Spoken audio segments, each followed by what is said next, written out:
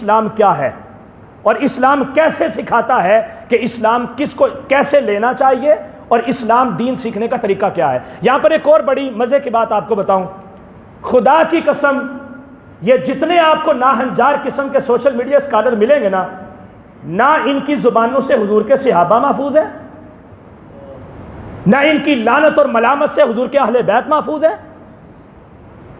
نہ ان کی لعنت اور ملامت سے اس امت کے اولیاء صلحاء نیک بزرگان دین محفوظ ہیں۔ جب آپ صحابہ کو بھی چھوڑ دیں گے، اہل بیت کو بھی چھوڑ دیں گے، اسلاف علماء اولیاء صلحاء بزرگان دین کو بھی چھوڑ دیں گے، تو مجھے بتاؤ دین حاصل کرنے کا وسیلہ کون سا رہ گیا پھر؟ صحابہ نے حضور سے لیا، تابعین نے صحابہ سے لیا، تبع تابعین نے تابعین سے لیا، تبع تابعین سے آگے محدثین مجتہدین فقہاء نے لیا۔ یہ پوری ایک چین ہے، یہ پورا ایک طریقہ ہے، ایک راستہ ہے، اس راستے سے دین لینا چاہیے۔ اب چونکہ ہم حنفی ہیں، اب امام اعظم ابو حنیفہ کی طرف سے ایک روایت میں آپ کو سناتا ہوں، اور یہ روایت صرف اور صرف آپ کو مسند امام اعظم کے نسخے میں ان الفاظ کے ساتھ ملے گی جو میں الفاظ آپ کو پڑھانے لگا ہوں۔ اور امام اعظم ابو حنیفہ تابعی ہیں، یہ یاد رکھیے گا، اور اہل بیت کے شاگرد ہیں۔ آپ خود فرماتے ہیں لولا السنتان لہلک النعمان، اگر 2 سال میری زندگی میں نہ آتے تو نعمان بن ثابت ہلاک ہو جاتا۔ یہ ان کا اصل نام ہے، امام اعظم ابو حنیفہ کا نعمان بن ثابت۔ پوچھا گیا جی وہ 2 سال کون سے؟ آپ نے فرمایا وہ 2 سال وہ جو میں نے حضرت امام جعفر صادق کی شاگردی میں گزارے ہیں، جو امام جعفر صادق کی شاگردی میں، غلامی میں، ان کے پاؤں چومتے ہوئے، ان کے جوڑے اٹھاتے ہوئے، ان کی خدمت کرتے ہوئے جو میں نے گزارے ہیں، فرماتے ہیں یہ 2 سال صرف کہاں، صرف 2 سال کہاں، قیامت کی صبح تک کا عرصہ۔ فرماتے ہیں میں نے قیامت کی صبح تک کے عرصے کو یہ 2 سال بیچ کے میں نے اتنا لمبا عرصہ خرید لیا ہے، ساری دنیا میرا نام عزت سے لیتی ہے۔ کیوں؟ میں نے اہل بیت کی محبت میں وقت گزارا ہے، میں نے ان کی خدمت میں وقت گزارا ہے۔ آپ امام جعفر صادق کے شاگرد ہیں، آپ کی طرف سے یہ تابعی ہیں، اور صحابہ سے ڈائریکٹ عبداللہ ابن عمر کے بھی شاگرد ہیں، عبداللہ ابن مسعود کے بھی شاگرد ہیں، اور حضرت عمر فاروق کی طرف سے بھی ان کو روایات ملتی ہیں۔ آپ نے حدیث جبریل کو ذکر کیا، یہ حدیث مسلم شریف کے اندر بھی ہے، بخاری شریف کے اندر بھی ہے، اور مسند امام اعظم کے اندر بھی ہے، اس کو میں آپ کے سامنے ذکر کرنے لگا ہوں۔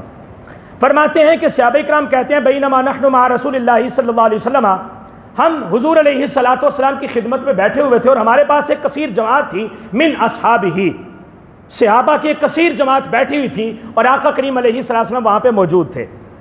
اذ اقبل شاب جمیل، فرماتے ہیں کہ ایک خوبصورت جوان آیا، ابیض حسن اللمہ طیب الریح علیہ ثیاب بید، فرماتے ہیں کہ اس کی چہرے کی چمڑی بڑی خوبصورت تھی، چٹی سفید چمک رہی تھی، اور فرمایا طیب الریح، اس کی جو خوشبو تھی وہ بڑی خوبصورت تھی، ایسی خوشبو ہم نے مکہ اور مدینہ میں کبھی سونگھی نہیں تھی، اتنی کمال کی خوشبو۔ آقا کریم علیہ السلام کی ذات جو ہے وہ وراء الورا ہے، اور ساتھ ثیاب بید، اس کے جسم پہ سفید لباس تھا، لیکن کیا ہے، فرماتے ہیں کہ ہم اس کو پہچانتے نہیں تھے، وہ لگتا یوں ہی تھا کہ ساتھ والے گھر سے نکل کے آیا ہے، لیکن ہمیں نہیں پتا تھا، لگتا مسافر تھا، مگر اس کے چہرے کے اوپر بھی کوئی سفر کے آثار نہیں تھے، ہم نے دور دور تک اس کو نہیں دیکھا ہوا تھا۔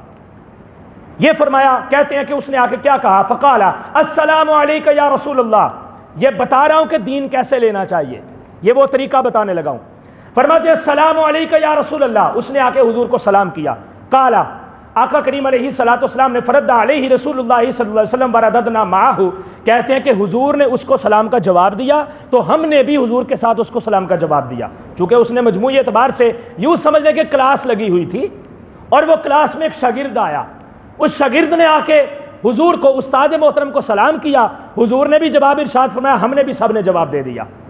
کہتے ہیں فقال ادنو یا رسول اللہ، اس نے کہا حضور میں تھوڑا سا قریب ہو جاؤں،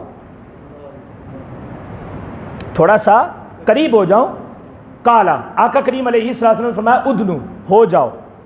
فدنا دنوتن او دنوتین، فرماتے ہیں کہ وہ بندہ حضور کے تھوڑا سا قریب ہوا یا تھوڑے سے تھوڑا سا زیادہ قریب ہوا، 1 فرلانگ یا 2 فرلانگ پہلے دور بیٹھا ہے. ادب دیکھیے گا یہاں پہ کہ استاد سے علم کیسے حاصل کیا جائے. پہلے پیچھے بیٹھا, پھر حضور سے اجازت طلب کی, حضور قریب آ جاؤ. آقا نے فرمایا آ جائیں. پھر وہ 1 دفعہ نہیں بلکہ 2 فرلانگ حضور کے تھوڑا سا مزید قریب ہو گیا. ثم قام مؤخرا له, پھر وہ ادب کے ساتھ کھڑا ہو گیا. حضور کی بارگاہ میں مجلس سجی ہے, وہ ادب کے ساتھ کھڑا ہو گیا. ثم قال, پھر اس نے کہا ادنو یا رسول اللہ, یعنی کہ وہ بالکل اینڈ پہ تھا, پہلے اجازت لے کے مجلس کے درمیان میں آ گیا. درمیان میں آ کے پھر کھڑا ہو کے ہاتھ باندھ کے سر جھکا کے کہتا ہے یا رسول اللہ اور تھوڑا سا قریب آ جاؤں. حضور نے فرمایا ادنو ادنو.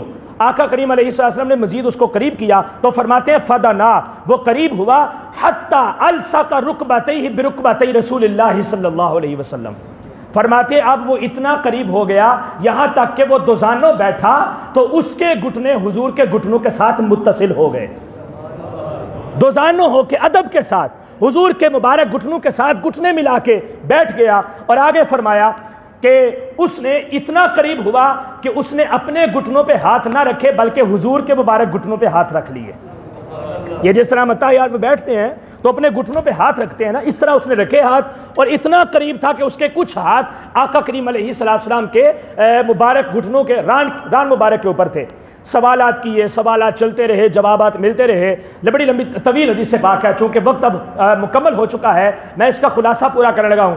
جب وہ ساری گفتگو کر کے چلے گئے, اجازت لے کے چلے گئے, تو آقا کریم علیہ السلام نے ارشاد فرمایا صحابہ سے جاؤ دیکھو یہ کدھر گیا ہے, نکلو فوراً دیکھو کدھر گیا ہے. صحابہ کہتے ہیں ہم نکلے, ہمیں باہر سے کوئی چیز نظر نہ آئی, حالانکہ کوئی تاخیر نہیں ہوئی, کوئی دیر نہیں ہوئی, تھوڑا سا ہی بس وقت گزرا ہے. ہم نکلے باہر, ہمیں وہ مسافر نظر نہیں آیا. ہم نے آ کے حضور کی خدمت میں عرض کیا یا رسول اللہ کئی شاہ لبی نہیں, حضور ویکھے ہی کاکھ نہیں, حضور نظر نہیں آیا, کیا بتائیں کہ وہ شخص کدھر کو گیا ہے. آقا کریم علیہ السلام نے ارشاد فرمایا کہ جانتے ہو اس بندے کو کہ یہ کون تھا؟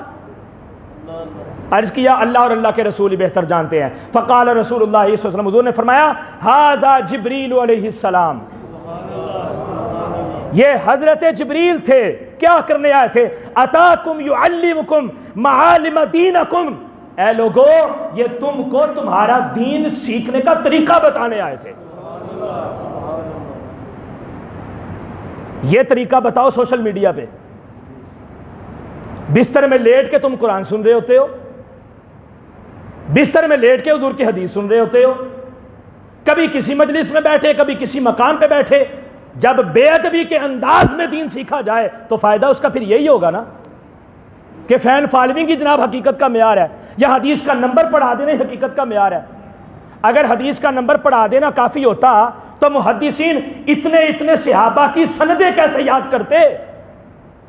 لاکھوں کتابیں عربی کے اندر کیوں لکھی جاتی ان کے اوپر؟ اگر صرف حدیث کا نمبر بتانا مقصود ہوتا تو بخاری شریف ہزاروں کی تعداد کے اندر بخاری حدیثیں کیوں لکھتے, امام مسلم حدیثیں کیوں لکھتے, امام حاکم کیوں لکھتے مستدرک کو, صحیح ابن حبان کیوں لکھی جاتی, ترمذی, ابو داؤد, نسائی اور ابن ماجہ یہ کیوں تحریر کی جاتی اگر صرف حدیث کا نمبر حقیقت کا معیار ہوتا تو؟ اور حدیث کا نمبر تو ہر مکتبے والا اپنی مرضی سے بناتا ہے.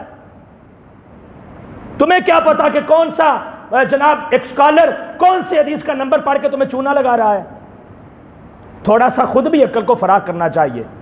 اس لیے آپ کے پاس جو ایسا عالم موجود ہے کہ جس کے اوپر آپ کو یقین ہے کہ یہ واقعی کہیں سے پڑھا ہے, کسی استاد سے اس نے مار کھائی ہے, مدرسے کے اندر اپنے وقت کو صرف کیا ہے, اس بندے سے آ کے دین سیکھو. صرف یوٹیوب کافی نہیں ہے, صرف فیس بک کافی نہیں ہے. دین ملتا ہے تو ادب سے ملتا ہے, استاد کے سامنے دوزانوں بیٹھ کے ملتا ہے, باوضو رہتے ہوئے ملتا ہے.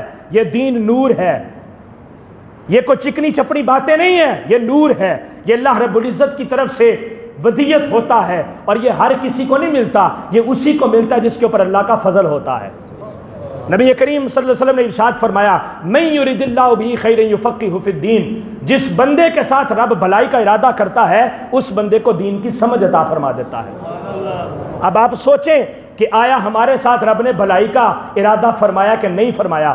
اگر فرمایا ہے تو پھر رستہ اپنا ٹھیک کر کے دین سیکھیں، اور اگر نہیں فرمایا تو اپنی قسمت کے اوپر تعاسف کریں، رجوع کریں اپنے گناہوں سے، رب سے معافی طلب کریں، اور اس کی بارگاہ میں حاضر ہو کے اللہ اور اللہ کے رسول علیہ الصلوۃ والسلام کا اصل دین جو ہے وہ ملت اور علماء انبیاء کے ورثاء سے حاصل کریں. اس طرح سے سوشل میڈیا سے آپ کو دین کی وہ حلاوت، وہ روحانیت کبھی بھی نصیب نہیں ہو سکتی جو آپ اس طرح سے لینے کی کوشش کر رہے ہیں.